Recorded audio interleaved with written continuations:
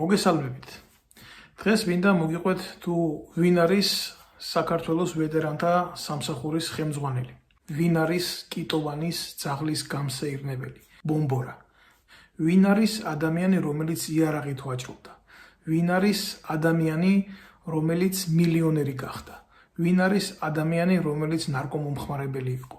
ვინ არის ადამიანი, რომელიც გენერლობიდან არასამთავრობო ორგანიზაციის ხელმძღვანელი გახდა, შემდეგ იქედან კი სხართანი პირდაპირ ქართულ ოცნებაში მოახდინა. სიტყვა ბარიგა რეალიზატორს ნიშნავს, მაგრამ არა მხოლოდ ნარკოტიკული საშუალების.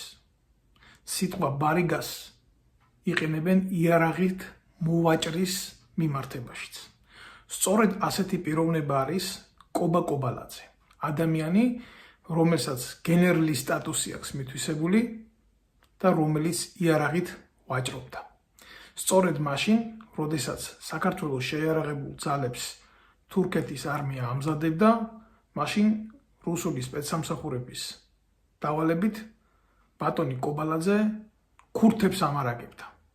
ეს ფიცის გამტეხი ნაძირალა კიტოვანის ძაღლის გამსეირნებელი, რადგან სწორედ ის იყო ადამიანი, რომელმაც თავისი კარიერა ქართველების სისხლის მსმელის კიტოვანის შემადგენლობიდან დაიწყო.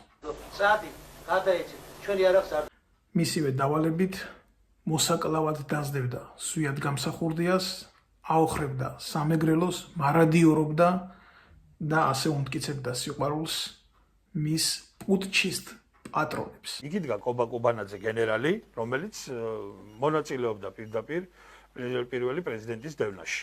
ეგ ცნობილია და ეგ იცის ყველამ. ეს დასაჭერია. ხო და საერთოდ კობალაძე არის დასახურებული. საერთოდ მიყოლები დადიოდნენ და შევარნაძეს აბარებდნენ პატაკებს, ახლა ცოცხალია და ხვალე მოუკლავთო ბატონო ედუარდო, თქვენ არი ნერვიულოთ ოღონო და ქალბატონ ნანულისო შეტევა არ მოვიდესო, მალე მოუკლავთო და რა უნდა ვთქვათ, ეხლა ჩვენ ასე უნდა ვილაპარაკოთ. სისხლში რო ცურავთ და იცით რა არის, მე წაგებული ომის გენერლები ხარ თქვენ და რაღაცნაირად ცოტა სინდის ნამუსი იქონიეთ. რაც შეეხება ახლა ამ კობალაძესთან დაკავშირებით, ახლა კობალაძეს ყავს თავისი უფროსი რა და რასაც ეტყვის ის კაცი ისე იქცევა რა. ეგ იცის ყველამ და არ მინდა ახლა იმის გვარის დასახელის ხსენება რა. ყავს მაგას ერთი უფროსი, ულვაშებიანი უფროსი და ის რო ეტყვის, რასაც ეტყვის, იმის გენერალი არის ეგ. ის ულვაშებიანი კაცი ტელევიზიაშიც რომ ირიდებიან მისი სახელის და გვარის წარმოთქმას, კლაჩკოვ ალექსანდრ ბარისიჩი გახლავთ, იგივე გერეუს კავკასიის მიმართულების უფროსის მოადგილე. სწორედ ეს ადამიანი დაეხმარა კობა კობალაძეს რიაზანის სამხედრო აკადემიაში ჩაებარებია. აფხაზეთის ომის შემდეგ კი კლაჩკოვ ალექსანდრ ბარისიჩი კავკასიის გერეუს, ანუ სადაზვერო სამსახურის უფროსად გადმოიყვანეს. სწორედ ამ პერიოდში კობა კობალაძემ რიაზანის 5-წლიანი სამხედრო სასწავლებელი 1 წელიწადში დაამთავრა. ცოტა წარმოუდგენელიც არის ქართულად წერა-კითხვის უცოდინარმა კობა კობალაძემ როგორ დაძლია 5-წლიანი სამხედრო პროგრამა, მით უმეტეს რთული სამხედრო ტერმინოლოგიით, მხოლოდ 1 წელიწად. მაგრამ თუ გავითვალისწინებთ იმას, რომ მის პატრონს ის უბრალოდ საქართველოში გენერლად დასჭირდა, ამ დაჩქარებული ტემპებით მან ეს ყველაფერი უცებ შეძლო. ცნობისთვის რიაზანის სამხედრო აკადემიას ვერც კობა კობალაძისნაირი წონით და ვერც კობა კობალაძისნაირი ცოდნით ვერ ამთავრებენ. მაგრამ როდესაც პატრონად სემაგუჩი პოლკოვნიკ კლაჩკოვი გყავს, მაშინ უბრალოდ ყველაფერი მოსულა. მე როგორც არასამთავრობო ორგანიზაციის წარმომადგენელი დღეს ვარ დამკვირვებლად. თბილისში საბჭოთა კავშირის გადმონაშთმა ელემენტმა, ეგრეთ წოდებულმა ზაკავკასკი ვაენი ოკრუგის კონსპირანტმა კობა კობალაძემ, რომელიც პოლკოვნიკმა კლაჩკოვმა გენერლად დაგვინიშნა, თვითონაც ვერ გარკვეულა გენერალია თუ არასამთავრობო ორგანიზაციის თავმჯდომარე. ეს იქაც ვერ გარკვეულა არასამთავრობო ორგანიზაციის თავმჯდომარედ ყოფნა უნდა თუ უბრალოდ პოლიტიკურ შეხვედრებზე დამკვირვებლის მანტიას მოისხამს ხოლმე. სტატუსებში სერიოზული მცდარობა აქვს და ამას აკეთებს ადამიანი, რომელმაც თურმე ექსტერნად ერთ წელიწადში რიაზანის სამხედრო აკადემია დაამთავრა. ერთ-ერთი სერიოზული რუსული სასწავლებელი, სამხედრო სასწავლებელი. როგორც არასამთავრობო ორგანიზაციის წარმომადგენელი აი ამ კლაჩკოვშინამ გენერალად დანიშნულმა რუსულმა ღორმა შექმნა შპს გენერალთა კლუბი, არასამთავრობო ორგანიზაცია. და რა თქმა უნდა, ეს კლუბი თვითონ არ შექმნა, იმიტომ რომ წერა-კითხვა არ იცოდა და წესდებაც სხვა გენერალმა დაუწერა, მან უბრალოდ ეს მანტია როგორც დამკვირვებლის სტატუსი ისე შემოისხა ესე ბეჭებზე. და ალბათ ვერასოდეს ვერ გამოიცნობთ იმ გენერალთა კლუბში როგორი იდეოლოგიის ხალხი გააწევრიანა. ნაციონალური მოძრაობის წაგებული ომის ბრჭყალებში გენერალი, რომელიც ბოთლით ხალხს აუპატიურებდა და ეხლა უკრაინაშია გაქცეული, თვით გიგი კალანდაძეც კი ამ საპატიო გენერალთა კლუბის წევრი გახდა. ეს არის მისი სახე კოლაბორაციონიზმი ნაცებთან და საჭირო დროს კოცებთან ყოფნა საკუთარი გამორჩენისა და მოგების მიზნით. აი ეს არის მისი ავტოპორტრეტი. ეს ის არის უტუცებელი არიან, ხო ის მემსაძენების ამასთან დაკავშირებით კი, ეს ის კობა კობალაძეა, რომელიც ჩვენ ტუტუცებს გვიზახის კეზერაშვილის ტელევიზიიდან. სხვის შვილებს რო ტუტუცებს უძახის, მხოლოდ იმის გამო, რომ ვეტერანთა უფლებებს ვიცავდით და ამითი მოსვენებას არ ვაძლევდით ქართულ ოცნებაზე ფიც მიცემულ კობა კობალაძეს, აგერ ნახეთ სინამდვილეში როგორი კარგი და როგორი არატუტუცი შვილი გამოსარდა მან. სიუჟეტი. ერთ-ერთი ბანკის თანამშრომელი 23 წლის გიორგი ენდელაძე სავარჯიშოდ მიდიოდა, როდესაც მას კრიმინალური დაჯგუფება თავს დაესხა. ენდელაძე ბარძაყის არეში დანითაა დაჭრილი და თავი რამდენიმე ადგილას აქვს გაჩეხილი. ყობა კობალაძის შვილი დავით კობალაძე ფიგურირებს. ამის შესახებ იცის დაზარალებულის მამამაც, თუმცა ივანიშვილის პარტიის წევრზე ღიად საუბარს ერიდება. მხოლოდ იმას ამბობს, რომ სწორედ კობალაძის ფაქტორის გამო არ იძიებს პოლიცია მისი შვილის განზრახ-მკვლელობის მცდელობის საქმეს. საქმე აღძრულია? მე რა ვიცი. ერთ კაცს რო 6 კაცი უკნიდან დაესხმები, ისიც დანით და ესე სასიკვდილოდ გაიმატებ, ეს ტუტუცობა კი არა, ბოზობა, თუმცა სამშობლოს მოღალატის შვილი უკეთესი რა მორალით უნდა გაზრდილიყო. ეს არის პასუხი ჩემი კობა კობალაძესთან მიმართებაში, ეს პირდაპირი პასუხია. და აი ესეთი ნაძირლის მამა დღეს ვეტერანთა სამსახურს ხელმძღვანელობს, როგორც სახელმწიფოებრივი პერსონა. აი მიტოა ჩვენი ვეტერანების საქმე ცუდად. შეიძლება ეს ბევრმა არ იცით, მაგრამ პოლიტიზირებული კობა კობალაძე რესპუბლიკური პარტიის უსაფრთხოების სამსახურის უფროსიც გახლდათ. სწორედ თინა ხიდაშელის პარტიაში გაიცნო გიორგი მოლოდინი, ეს არის 2008 წლის ომიდან გაქცეული ეგრეთ წოდებული ჟურნალისტი, რომელიც შემდეგ სტრატეგიული კომუნიკაციების დეპარტამენტს ხელმძღვანელობდა, სადაც ასაქმებდა ძმები ბერძენიშვილის რძლებს და მისი ცოლის დაქალებს. გვაგინებენ, გვამცირებენ, გვკლავენ, გვაუპატიურებენ. კობა კობალაძემ ის ინტრიგისთვის გამოიყენა, მას ვეტერანთა დეპარტამენტიდან ვეტერანების პირადი მონაცემები გაავრცელებინა და ვეტერანთა იმდროინდელ ხელმძღვანელს დააბრალა. კობა კობალაძემ კგბ-ს შვილობილი ორგანიზაცია გერეუს მეთოდით ჭორი ააგდო. მან შიხიაშვილის ოპერატიული პროვოცირება მოახდინა, მხოლოდ იმ მოტივით, რომ მისი წინამორბედისთვის ზურგში დანა ჩაერტყა, ხოლო მოგვიანებით მის თანამდებობაზე თავად დანიშნულიყო. სწორედ ამ პროცესში მას მთელი ნაძირლების გარემოცვა ეხმარებოდა, რომლებსაც სუსტად რო ვთქვათ, თუმნიანი თემით იყვნენ დაფინანსებული. ესეთები იყვნენ მახაჩად წოდებული კობა კობალაძის პირადი ვეტერანი და სხვა ნაძირლები, რომლებიც ასეძანელოდნენ თანამდებობას, რომლის შემდეგაც მის წილს აუცილებლად მიიღებდნენ. და ეს ასეც მოხდა. საქართველოში ფაქტიურად ყველა ფრონტზე მიხდებოდა ვეტერანების უფლებების დაცვა. აი მაგალითად აქ დავით ნემსაძე შეერაღებული ძალების თადარიგის ოფიცერი არის ჩვენი პირველი სტუმარი. რა იცით, ეს თქვა ტყვედ ჩავარდნილი ქართველი მფრინავის შესახებ?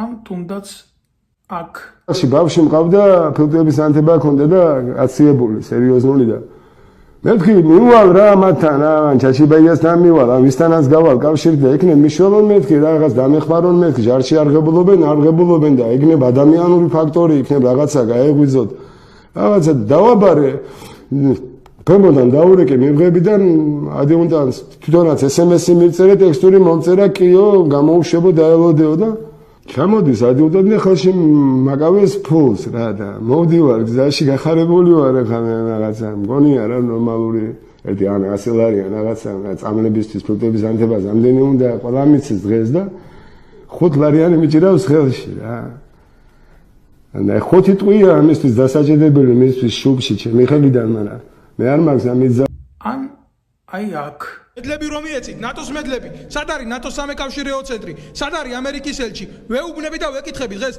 კაცი ვერ ლაპარაკობს რატო ვერ ლაპარაკობს პირის აპარატი არ უარგა არჩილს ნებისმიერმა თქვენმა პასუხისმგებლობას სცადეთ საბერძნეთი ნატოს წევრი ქვეყანაა და 4 ჯარისკაცი ყავს ავღანურ მისიაში არანაირი ნატოს წევრი ქვეყანა არა ვართ და 850 კაცი გვიდგას ეგაა თქვენი პასუხი ჩვენი ხორცი იაფია აი იქაც მე ვემსახურები სამხედრო პირებს, რომლებიც განიცდიან ზეწოლას, თვლიან რომ მასე შეიძლება ესეთი ფაქტი მოხდეს. მე არა ვარ ვალდებული ეთერში დავასახელო კონკრეტული პირები, რატო და რის გამო, იმიტომ რომ ეს არის დახურული უწყება, აქ ძალიან დიდია ზეწოლა პირად შემადგენლობაზე და ამიტომ მე ყოველთვის უფრთხილდები იმ ადამიანებს, რომლებიც თავის დაცვას ითხოვენ პირველ რიგში. ამიტომ მოტივირება არის აქედან.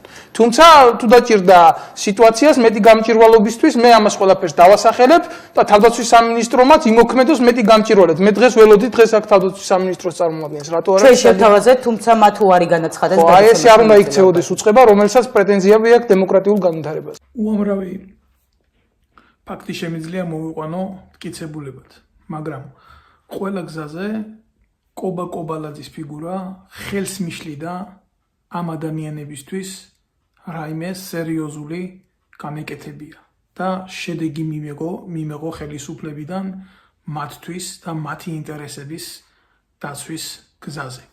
კობა კობალაძეს ფაქტიურად შეფობა ჰქონდა ქართულ ოცნებასთან აღებული ვეტერანების სოციუმში და იმ პასუხისმგებლობით მოქმედებდა თუ ვეტერანებში ვინმე რამეს იტყო და საქმეს ეს დაალაგებდა. პრაქტიკაში მქონდა ესეთი საზარელი შემთხვევა, რომ აფხაზეთის ომში გარდაცვლილ მეომარს გვარა ჯამბაზიშვილი იყო თუ არ ვცდები, აი მის დედას, ერთადერთ დედას ართმევდა 1000 ლარიან შემწეობას. იცოდა რომ მარტო ქალი იყო, იცოდა რომ პატრონი არავინ არ ყავდა და იქ წერდა რომ თითქოს ესეთი რაღაცა არ ყოფილა, ეს ბიჭი იქ არ გადაცვლილა და ამ თანხას იღებდა უკან ამ ქალისგან. მივედით გვერდში დაუდექით ეს ყველაფერი განვათავსეთ ვიდეო სივრცეში და შემდეგ რა თქმა უნდა ვეტერანთა დეპარტამენტად თუ სამსახურად წოდებულმა მისმა კლუბმა აი ეს აქტი ვერ გაბედა რაც ჰქონდა ჩაფიქრებული. ზუსტად აი ეს არ გვაპატიეს, აი ამიტომ არ უყვარდით აი მას და მის ეგრეთ წოდებულ მახაჩებს. და ესეთი ადამიანები მერე თავს მოგაწონებენ აქ რომ თითქოს ვეტერანთა ინტერესების დამცველები არიან და აი და აფხაზეთის ომი და აფხაზეთის ომში დაღუპული ბიჭები და სინამდვილეში აი მარადიორები დღევანდელ დროსაც რომ ბიძინა ივანიშვილის პირად ბიუჯეტს იცავენ და არა გარდაცვლილის დედებს და არა მათ ინტერესებს და მათ ღვაწლს. ეს არის რეალობა.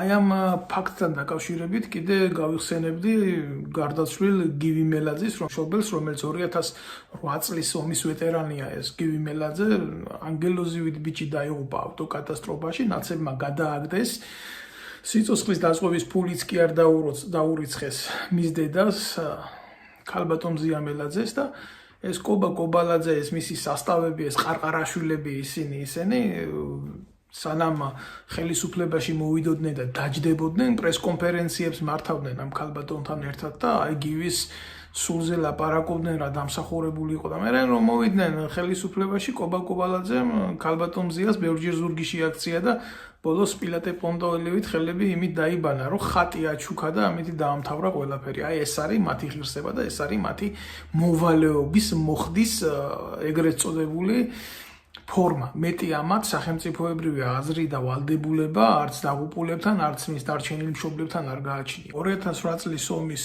ვეტერანებს კობა კობალაძემ ირაკლი სესიაშვილთან ერთად მოახდინა გარკვეული პირების გამორჩევა, მაგალითად, ვინც ომის დროს იმყოფებოდა სენაკის ბაზაზე, რომელიც რამოდენიმეჯერ დაიბომბა და მსხვერპლი იყო იქ პირად შემადგენლობაში, ასევე ვინც იყო ფოთში, ვინც იყო ბათუმში და სხვაგან, სადაც იყო ასევე გარკვეული ინციდენტები საომარი, კობა კობალაძემ და სესიაშვილმა მათ ვეტერანის სტატუსები არ მიანიჭეს, იმიტომ რომ ფული არ გაეცათ.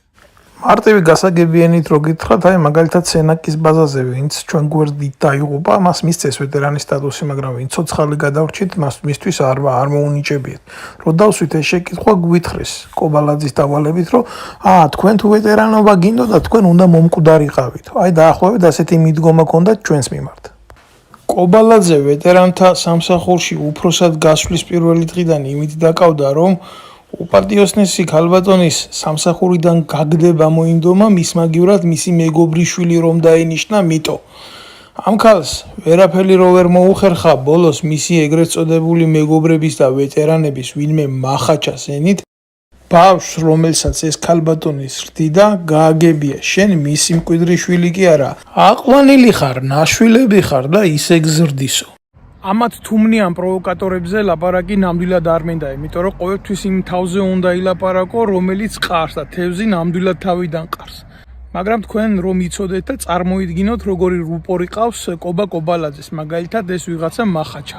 ვაკის პარკში ბოლშევიკების მიერ დახვრეტილი ქართველების საფლავზე ვიყავით გასული.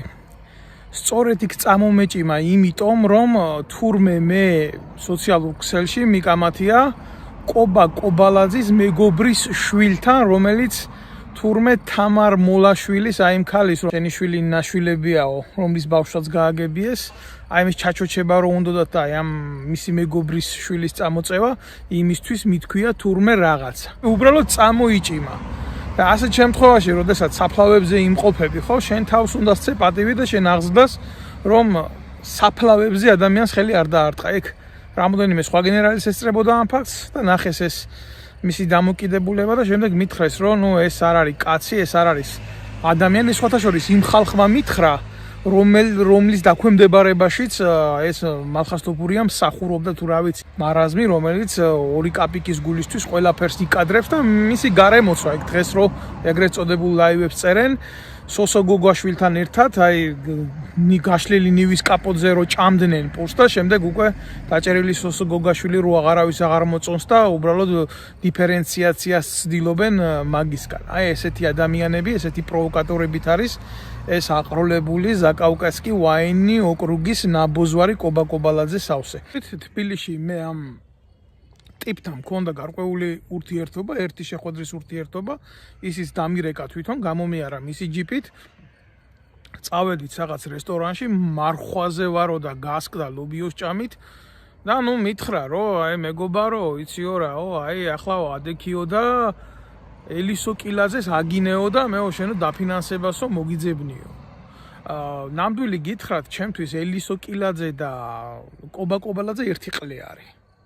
ამიტომ ნამდვილად მე მაგათომში არ ჩავერეოდი და რატო უნდა მეკადრა საერთოდ ისედაც არ მიმაჩნია სწორად რომ ქალს ებრძოლო გენერლის დაკვეთით და გახდა მისი ხელები ესაა ყველაზე მარაზმატიკული მიდგომა ამ საკითხთან დაკავშირებით. შემდეგ გადმოვიდა მანქანი და ნიყიდა ხორაგი ჩამიდო ხელში და მითხრა რომ ეს აჩუქარია ჩემიო და მე გადავედი და ყველაზე გაჭირვებულ ვეტერანს ვისაც უჭირდა ავდექი და იმას მივეცი ეს მის მიერ ნაყიდი ხორაგი. მე სახში არ მიმიტანია. კობა კობალაძე რომელმაც ტერორისტებს ბეჭდზე გასადები ჰაერსაწინააღმდეგო კომპლექსი მიყიდა, ჩამოაგდეს ერთ-ერთი ევროპული ბორტი ჩეჩნებმა კონკრეტულად და სამწუხაროდ იქ იყო მსხვერპლი როგორც სამოქალაქო საზოგადოებაში რიგითი მოქალაქეები, ასევე სამხედროები, რომლებიც იჯდა იმ თვითმფრინავში. ეს ნატოს წევრ ქვეყნებში იციან, რა თქმა უნდა. და იციან ვინ არის რეალურად კობა კობალაძე, იციან რა მორალის მატარებელი კაცია, ეს შეიძლება არ იცოდეთ ნებისმიერმა თქვენგანმა, იმიტომ რომ ეს კაცი თავს გმირად ასაღებს, სინამდვილეში ეს არის ნაძირალის გამზრდელი, სინამდვილეში ეს არის თვითონ ნაძირალა და ეს არის თვითმარქვია გენერალი. ჩვეულებრივ ყოფილი ნარკომანი და იარაღის ტრაფიკით მოვაჭრე ბარონი, რომელიც გახდა მილიონერი და მას არანაირ სამხედრო ღირებულებებთან არანაირ ვაჟკაცობასთან და ღირსებასთან საქმე არ აქვს, მას აყავს უბრალოდ ბანდა და ის ხუნტა, რომელიც დღეს დასაქმებული ყავს მადლიერი, წერტილი. არავინ არ იფიქროთ, რომ ეგრეთ წოდებული სოკოები, ეს პირველ წოდებული პოლკოვნიკები კიტოვანის, პირველ წოდებული გერეუს გენერლები და ასე შემდეგ, ესენი სხვადასხვა განშტოებები არიან, ეს აკია ბარბაკაძეები, ეს თავად კობალაძე, ეს ყურშა იგივე ყურაშვილი გენერალი ვითომ ეს რო არის, აგერ დევი ჭანკოტაძე ახალაიას კაზინოს ჩიკი და ესენი არიან ერთი ფალოსიდან გამოსული სპერმები, რომელთი ბიოლოგიური მამა არის რუსული სპეცსამსახური ГРУ, Главное разведывательное управление. ამიტომ ყველასთვის მინდა ახლა გასაგონად აქედან რომ ვთქვა მე არა ვარ რადიკალური პიროვნება ისეთი რომელსაც სამეზობლო პოლიტიკაში ან გეოპოლიტიკაში კონდეს რამ ძიმე შეხედულებები მე ძალიან გამიხარდება თუ რუსეთის ფედერაციასთან აღდგება ურთიერთობები და გვექნება ნორმალური დამოკიდებულება და იქნება მისვლა-მოსვლა მაგრამ როდესაც მეზობელი ქვეყანა აი შენ საზოგადოებაში ნერგავს ესეთ ნაბიჭრებს ხდის მათ გენერლებს და თამაშობს შენი ქვეყნის უსაფრთხოებასთან და საზოგადოებას გინგრევს, რა თქმა უნდა, მე ესეთ რაღაცას ვერასდროს ვერ მივიღებ ნორმალურად. და არა მარტო რუსეთის ფედერაციიდან, ამერიკის შეერთებულ შტატებს აგერ თავისი გენერლები ყავს, ჩაჩიბაიები და ლელა ჩიქოვანები და კიდე არიან ბევრი ესეთი ეგრეთ წოდებული გენერლები. რა განსხვავებაა მათ შორის თუ ჩემი ქვეყანა ასე გაიხლიჩება და თუ საქართველოს ეყოლება გენერლები, რომლებიც ქართველი გენერლები არ იქნებიან. ასე რომ ასეთი მიდგომით აუცილებლად უნდა მოხდეს კომისიის ჩამოყალიბება, როდესაც ჩვენ ეროვნულ ცნობიერებას და ეროვნულ სახელმწიფოს ავაშენებს და ამ ადამიანებს უნდა ჩამოერთვათ ეს წოდება და უნდა დაერქვათ თავიანთი სახელი. ლუსტრაცია არის ყველაზე მნიშვნელოვანი ფაქტი და ეს უნდა განვახორციელოთ ჩვენ თავს ქართველებმა უნდა მივცეთ იმის ძალა, რომ აუცილებლად ეს გავაკეთოთ.